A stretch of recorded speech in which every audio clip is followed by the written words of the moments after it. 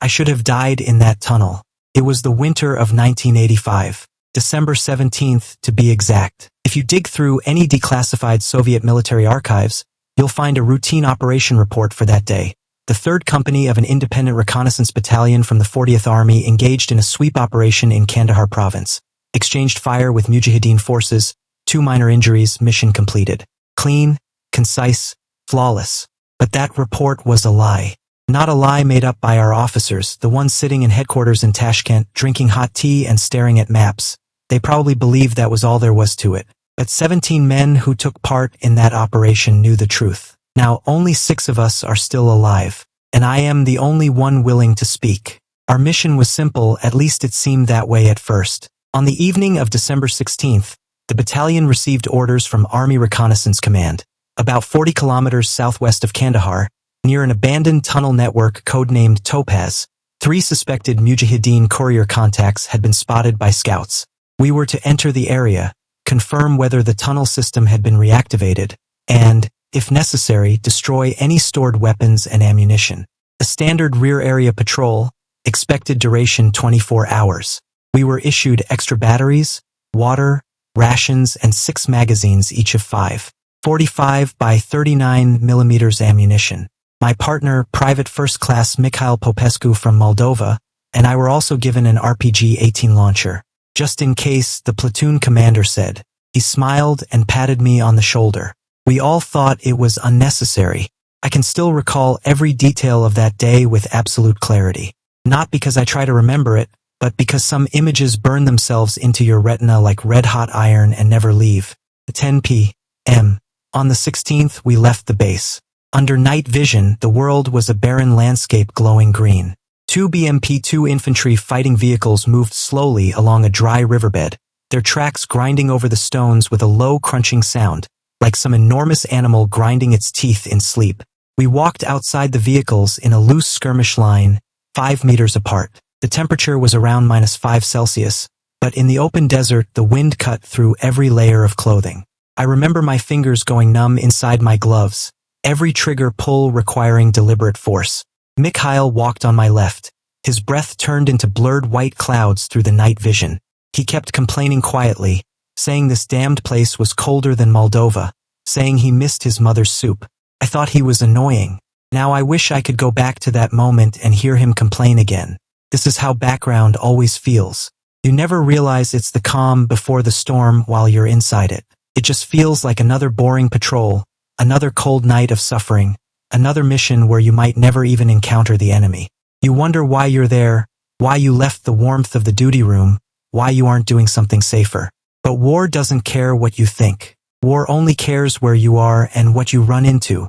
Before we go further, I want to pause and talk about something I've been thinking about for years, the boundary between reality and illusion. We humans are arrogant enough to believe we know what is real. We trust our eyes, our ears, what we can touch. But when you're on a battlefield, when you haven't slept for 72 hours, when your body is repeatedly flooded with adrenaline and fear, that trust begins to collapse. The boundary becomes blurred. You see things and tell yourself they aren't real, but they are there, in your night vision, less than 20 meters away. You smell things and tell yourself it's imagination, but your stomach turns, your skin crawls. At that point, what do you believe? Your senses or the common sense you were taught about how the world is supposed to work? I'll tell you what I believe. I believe fear, because fear doesn't lie. Fear is the most primitive, most honest language of the body. When your brain is still trying to rationalize things that shouldn't exist, your body is already screaming at you to run. And the story I'm about to tell you begins with that kind of fear. Not fear of bullets, not fear of artillery. Something deeper, something older. A fear that freezes your blood, stops your breath. The kind you experience in nightmares and wake up from telling yourself, "Thank God it was just a dream." Only this time I didn't wake up. It took us about 3 hours to reach the outer perimeter of the target area. It was around 1 in the morning. Platoon Commander Captain Viktor Sergeyevich Korolev ordered the convoy to stop and shut down the engines. The sudden silence was almost deafening. Without the diesel roar, the Afghan night pressed in like a wall. I could hear my own heartbeat. I could hear Mikhail shifting his feet beside me to keep warm. I could hear some nocturnal animal in the distance, maybe a jackal. Sitrep, Captain Korolev's voice came over the radio low, almost a whisper. Each team reported in sequence. All clear. No enemy contact. The night vision's effective range was about 300 meters, and within that range there was nothing but rocks, sand, and scattered dry brush. The tunnel entrance should have been about a kilometer southeast of our position. According to intelligence, it was a system of 3 interconnected tunnels built in the 1960s, originally used by local tribes for grain storage, later converted by mujahideen into weapons caches and hideouts. Soviet forces had previously swept the area during a spring 1984 operation, partially destroying the entrance structure. It was assessed as no longer operational, but the intelligence was outdated. And as we got closer, I immediately noticed something was wrong. First, the smell. The wind was coming from the southeast, very weak, almost imperceptible, but enough to carry something with it. It was a mixed smell. On top, the typical Afghan desert scent, dry dust, withered vegetation, and a strange mineral undertone. But underneath that, something else. Something sweet and rotten, like meat left to decay under heat for a very long time. Not fresh corpses. I've smelled fresh corpses before. That's iron, waste, and blood, sharp, nauseating. This was different, heavier, denser, like something physical you could almost grab. It didn't remind you of death itself, but of something long after death, when everything should have finished decomposing and returned to dust, but hasn't. As if something refuses to break down. Something that keeps rotting forever. You smell that? Mikhail asked quietly. There was an unfamiliar unease in his voice. Mikhail wasn't a rookie. He'd been in Afghanistan for 11 months, seen enough bodies, enough firefights. He wasn't someone easily shaken by a smell. I smell it, I said. Probably bodies in the tunnel, left over from the last sweep. Even as I said it, I didn't believe it. Almost 2 years had passed since the spring 1984 operation. Any exposed bodies should have long turned to bone. Not a smell this strong. Unless the tunnel environment had slowed decomposition, or unless new bodies had been added continuously. Captain Korolev clearly noticed it too. He ordered the entire unit into combat readiness over the radio, weapons loaded, silence maintained. We advanced toward the tunnel entrance in 2 columns. The terrain changed here, from open desert to rocky hills. The entrance was located at the base of a cliff about 15 meters high.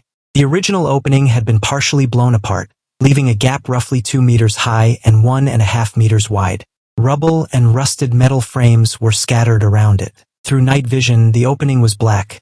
Not just black, but an absolute black that absorbed all light, like the mouth of something enormous. We stopped about 50 meters from the gap. Korolev decided to send a 3-man recon team forward. Mikhail and Corporal Rustam Karimov from Uzbekistan were selected. We checked our gear, confirmed suppressors were attached, night vision functioning. Then we moved out. Every step was careful. Our boots crunched softly on the gravel, but in that silence each sound felt like a gunshot. I could feel sweat running down my spine despite the dropping temperature. The closer we got, the stronger the smell became. At 30 meters, it was almost unbearable. I started breathing through my mouth to reduce the impact, but that only put the taste directly on my tongue. I could taste it, like rotten honey mixed with rusted iron. 15 meters. 10. 5. We crouched behind a large rock on the right side of the entrance and quickly scanned the area. No footprints, no shell casings, no signs of human activity. But that smell, so intense it made my eyes water. Karimov switched on his tactical flashlight, set to low beam, and slowly directed it into the tunnel. The beam hit the wall first. The interior wasn't natural rock. It had been excavated and reinforced by hand. The walls were covered in a thick layer of something that looked like mold or moss, but under the combined glow of night vision and flashlight, it showed an unnatural color. Not green, not gray, but something in between, impossible to define. And more disturbingly, it seemed to be moving slightly, not swaying in the wind. There was no wind inside the tunnel. It was a deeper, slower motion, like something breathing. Look at the ground, Mikhail said quietly. I looked down. The floor of the tunnel was covered in the same layer of substance, but in certain places it had been pressed into impressions by something. The marks were irregular, twisted, nothing like boot prints, nothing like any animal tracks. They looked more like grooves left behind by something enormous, like a worm dragging itself through the ground. The grooves were roughly 30 to 40 centimeters wide, varying in depth. In some places they were barely visible, in others they cut nearly 10 centimeters into the ground. I crouched and touched the edge of one groove with my finger. The material was soft, a bit like decayed mushrooms, but with more elasticity. When my hand made contact, it contracted slightly, like something reacting to being touched. I pulled my hand back immediately. "We need to report this," I said to Mikhail. I was about to press the radio transmit key when I heard it. I don't know how to describe that sound. Over the past 34 years, I've tried countless times, and each time I felt language simply wasn't enough. It was a low-frequency sound, so low that it wasn't really heard so much as felt. Like some enormous creature groaning deep within the tunnel, somewhere around 15 to 20 hertz, just below the threshold of human hearing, yet strong enough to make your internal organs resonate. I could feel my chest vibrating, my eyeballs trembling slightly in their sockets. The sound lasted about 3 seconds, then stopped. Then it came again, this time a little longer, about 5 seconds. Then a longer pause. Then again. It wasn't continuous. It was rhythmic, like breathing. Captain Korolev's voice came over the radio asking for our status. I tried to respond, but realized my voice was shaking. I forced myself to breathe. "Sir," I said, "there are anomalies inside the tunnel. An unknown low-frequency sound source. Unidentified material covering the ground. Request instructions." Silence for a few seconds. Then Korolev replied, "Hold position. Reinforcements are 1 minute out." That minute was the longest minute of my life. The three of us huddled behind the rock, trying to make ourselves as small as possible. Karamov turned off the tactical light, and we relied on night vision again. Under the green glow, the tunnel entrance looked even more unreal, as if it no longer belonged to the physical world, but had been projected into reality from a nightmare. The low-frequency sound continued, slow, steady. Each time it pulsed, I could see the substance covering the walls and ground tremble slightly, as if the entire tunnel was breathing. When the main force arrived, Korolev quickly assessed the situation. He decided to send a 4-man reconnaissance team inside. Myself, Mikhail, Karamov, and a communications technician named Vladimir Petrov, who carried wired communication equipment and additional lighting. The rest of the unit established a perimeter outside and maintained radio contact. We were to report every 15 minutes. If we lost contact for more than 30 minutes, they would call in air support and withdraw. Before entering, Korolev spoke to me privately. "Andrei," he said, "if something feels wrong inside, don't play the hero. Bring your men out. That is an order." I nodded. I don't know if he already sensed something then, or if he was simply following protocol. But I've often thought since then that maybe he did have a kind of intuition. People who survive long enough in combat develop it, a sense for danger that can't be explained. Korolev had been in Afghanistan for 18 months.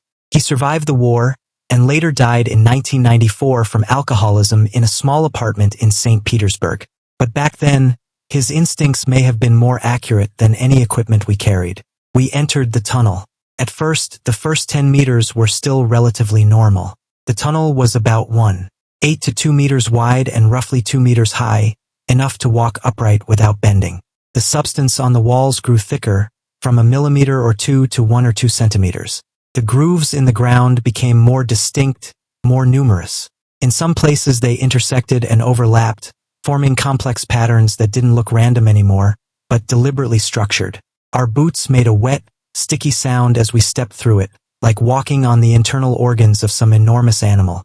With every step, I felt something beneath compressing, shifting, being pushed aside. After 10 meters, the tunnel turned left. At the bend, there was a small recess like a storage niche. Inside were rusted ammunition crates, decayed fabric fragments, and bones. Human bones. At least 3 skeletons were scattered across the floor. Some still had dried tendon remnants attached. I stopped and shined my light. They were old, at least a year or more. No bullet holes. No blast damage. These people had not been killed by weapons. Or at least not conventional ones. We moved on. About 20 meters past the bend, the tunnel split into 2. The left passage continued forward. The right sloped downward. Petrov reported via wired communication. Korolev ordered us to continue left and return in 10 minutes if nothing was found. We chose the left. As we went deeper, the temperature began to rise. Not gradually, suddenly. One moment it was around 10 degrees, the next it felt like stepping into a warm room, at least 20 degrees. At the same time, humidity increased sharply. Moisture filled the air. Our breath fogged the night vision lenses, forcing us to wipe them repeatedly. The sweet, rotting smell became overwhelming. I covered my mouth with a scarf, but it still seeped in. I could feel microscopic particles carrying the odor settling on my lips, in my eyes, stinging my skin like invisible insects crawling across it. The low-frequency sound grew stronger, not louder, but more physically present. My teeth ached. My eardrums felt as if they were being pulled inward. Mikhail suddenly stopped. He pressed his hands over his ears, his face twisting in pain under the green glow. "Are you okay?" I whispered. "I don't know," he said. "It feels like something is inside my head. Not pain. Something else. Like someone is speaking in a very low frequency inside my brain. Speaking, not words. A sensation. Like information, but I can't understand it." Before I could respond, Petrov let out a short, sharp sound behind us. We turned. He was crouched by the equipment, checking the wired communication line. The cable ran back into the darkness. "We've lost comms," he said calmly, though I could hear tension underneath. "It's not equipment failure. The line has been cut." "Cut by what?" Karamov asked. "I don't know. Signal degradation started about 30 meters back, but I thought it was the tunnel walls. Now there's nothing. Either it's severed or corroded." We looked at the cable on the ground. It was partially embedded in the same living layer covering the tunnel floor. I crouched and shined my light on it. The substance was slowly enveloping the wire, like something alive trying to consume it. At the break point, the cable wasn't cleanly cut. It was irregular, torn, more like dissolved. "We should go back," Mikhail said. "We have no communication. If something happens inside, no one will know." I agreed. I was about to order the retreat when I noticed the change on the walls. The substance was thicker now, 3 to 4 centimeters in places. In certain areas it bulged outward like tumors growing from the surface. Some were fist-sized, others the size of a human head. One of the largest was about the size of a basketball on the right wall at roughly eye level. I shined my light on it, and that was when I saw something that froze my blood. It was semi-transparent. Inside the bulge, there was something resembling a human face. Not a clear face, just a distorted outline trapped in translucent material. Positions, a nose, a mouth, all stretched, malformed, as if something had tried to imitate a human face and failed. And then, while I was looking at it, I swear it moved. The surface rippled. Something inside shifted. The face changed, then changed again, and again, like a kaleidoscope made of flesh and mucus. "Mikhail," I said quietly, "look at this." He stepped closer. He looked. Then I heard a sound from deep in his throat, a suppressed, almost choking sob. He didn't speak. He just stepped back. Then another step. His hands were shaking. His rifle muzzle wavered up and down. "We leave," he said. "Now." Immediately. I didn't object. I turned and signaled a retreat to Petrov and Karamov. We began moving back through the tunnel as fast as we could, but the passage was narrow and the ground was slick. We couldn't run. I stayed at the rear, covering our retreat. I kept turning back, sweeping the darkness behind us with my flashlight. Every time I did, I saw only the tunnel stretching into blackness, the bulges on the walls glistening with a wet sheen under the beam. But every time I turned forward again, I felt it, something watching me. Not a vague sensation, but a concrete, physical pressure on my back, like a massive hand slowly pressing down. After about 10 minutes, we finally reached the junction. But the moment I saw it, my heart sank. The right tunnel, the downward sloping one, was glowing. Not flashlight light, not any artificial source. A soft blue-white luminescence was seeping out from deep inside, like a bioluminescent organism. This intensity pulsed slowly, brightening, dimming, brightening, dimming, perfectly synchronized with the low-frequency sound. Every time the sound rose, the light intensified. Every time it fell silent, the light faded. "What is that?" Karamov whispered. No one answered, because we all knew the answer. It wasn't anything familiar. Not mujahideen equipment. Not a natural phenomenon. Not anything from training manuals or field doctrine. It was something unknown, something beyond comprehension.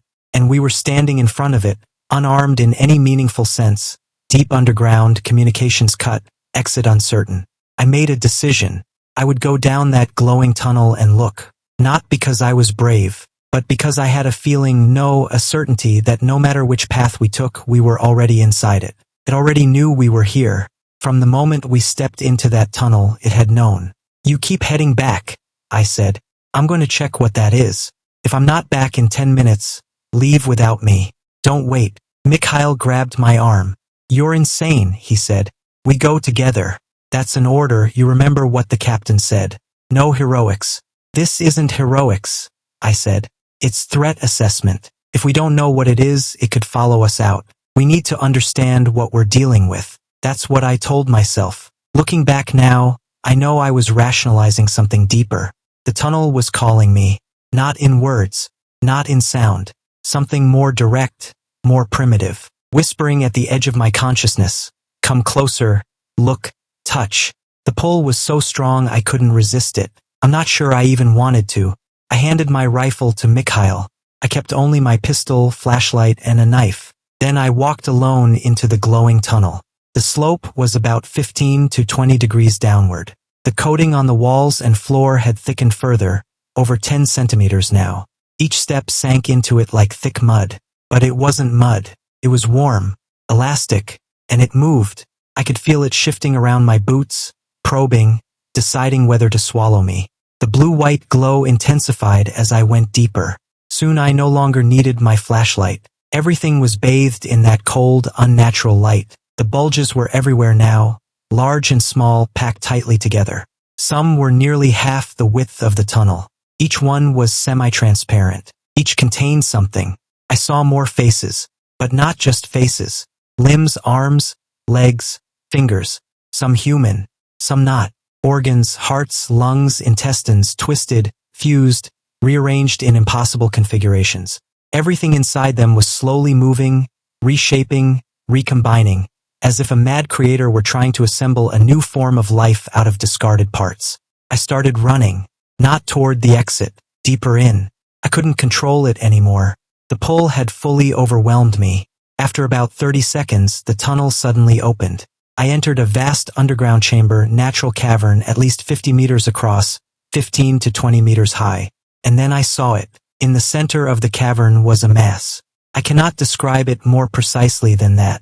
It had no fixed shape, no defined boundary, no structure that could be understood. It was a massive, glowing, shifting organism of flesh, about the size of a truck, but constantly expanding and contracting as if breathing. Each expansion stretched its semi-transparent outer layer to the limit, revealing an inner core of brighter blue-white light. Within it, something moved, countless worm-like forms flowing through it. Each contraction squeezed out thick fluid that ran across the cavern floor, seeping into cracks in the rock and hardening into the same substance that coated the tunnels. Bones were scattered across the ground. Hundreds, maybe thousands, layered on top of each other. Some ancient and fossilized. Others relatively fresh, still bearing dried tissue. Human bones, animal bones, cattle skulls, goat horns, unidentifiable skeletal structures belonging to nothing I recognized. All of them shared one thing. They had been crushed, twisted, and reassembled. A spine bent into impossible geometry and fused into an animal pelvis. Ribs emerging from an eye socket of a massive skull. A human hand bone, fingers splayed, growing from the middle of a femur. It didn't just consume, collected. It gathered forms of life, dismantled them, recombined them, attempting to construct something new. Not with purpose, not with intent, at least not in any way we understand. It was a process, a phenomenon, a mode of existence beyond our definition of life. It existed simply because it existed. I stood there for what might have been seconds or hours. The mass pulsed, breathed, glowed. The low-frequency sound was everywhere now, not coming from outside, but from inside me. My bones resonated. My blood resonated. Every cell in my body resonated, and I felt a fear unlike anything before. Not the kind that makes you scream and run. A deeper kind. The kind that freezes you in place, shuts down thought, and makes you realize you are just a fragment in something vast. Something that can be taken apart and recombined at will. Then it saw me. I don't know how. It had no eyes, no organs of perception. But I knew it saw me, because it stopped breathing. Its motion ceased, its light stabilized, and then it changed. A bulge rose from its surface, extending toward me, slow, deliberate. It lengthened into a tentacle-like structure about 2 meters long. At the end, it began to form something like a hand. 5 fingers emerged, but wrong. Each finger was 30 centimeters long, with 7 or 8 joints. No nails. Instead, suction cup-like structures formed at the tips, opening and closing rhythmically. Breathing, waiting, hungry. I turned and ran. I don't remember how I got back to the junction. I don't remember catching up with them. Only running, slipping, falling, getting up again, falling again. Petrov's communication device was gone. Karamov had lost his pack. We ran like animals driven by one instinct. Get out, get out, get out. When we finally burst out of the tunnel and collapsed onto the frozen ground, it was 4 a.m. Korolev and the others were waiting. He looked at us and said nothing. He didn't need to. I think our faces said everything. He later told me he thought we were already dead the moment he saw us. We accounted for everyone. 17 men, all present. But Mikhail had injured his wrist. Karamov had lost his helmet and rifle. Petrov suffered severe chemical-like burns on his hands where the substance had touched him. 3 months of recovery. My injuries were minimal. A sprained ankle and 48 hours of uncontrollable shaking. We withdrew. Korolev did not wait for higher authorization. He ordered an immediate retreat. 2 BMP-2s moved at full speed. We left that place. In the later sitrep, Korolev reported no enemy contact, but suspected toxic chemical contamination and recommended permanent sealing of the site. The report was approved. I don't know if anyone ever went back to seal the tunnel. I doubt it. In a war like that, there are always more important things to worry about. No one organizes an engineering operation for a remote, abandoned tunnel. It may still be there, under the desert, breathing, waiting. Mikhail was discharged in April 1986 and returned to Moldova. We kept in touch for a few years, then gradually lost contact. I heard he died in the Dniester River War in 1992, though others say he was simply reported missing. I don't know which version is true. Karamov was killed during a patrol shortly before Christmas 1985, when a landmine detonated. His remains were sent back to Uzbekistan.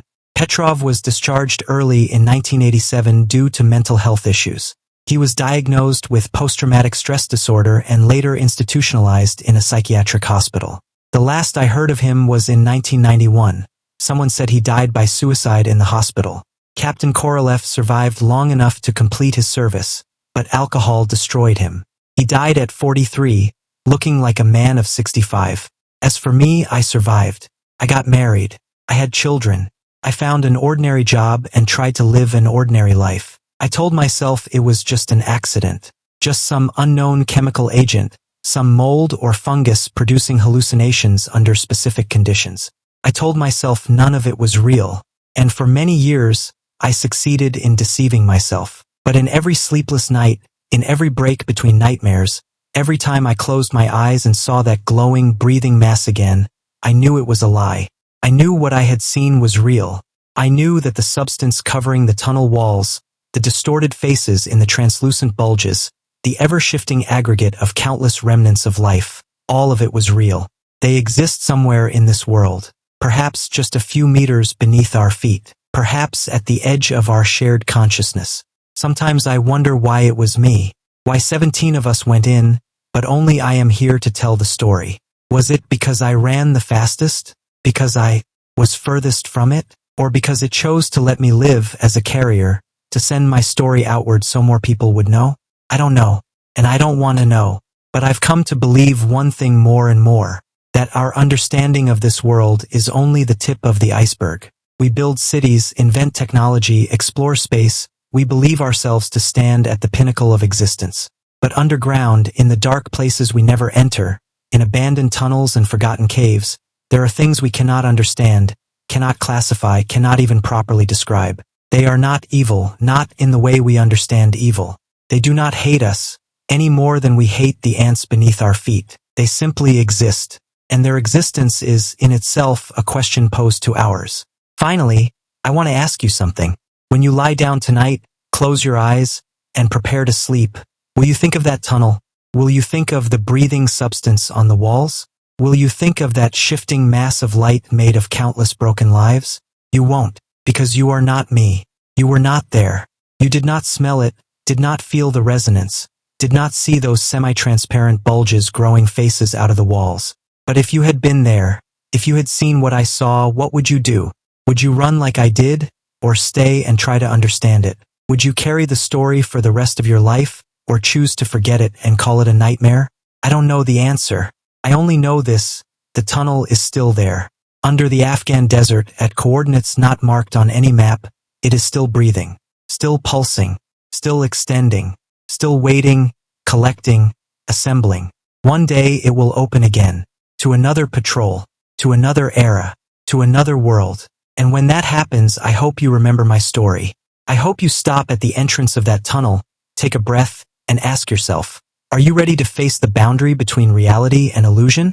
Are you ready to face what you have always told yourself does not exist? If you are, then go in. But don't say I didn't warn you.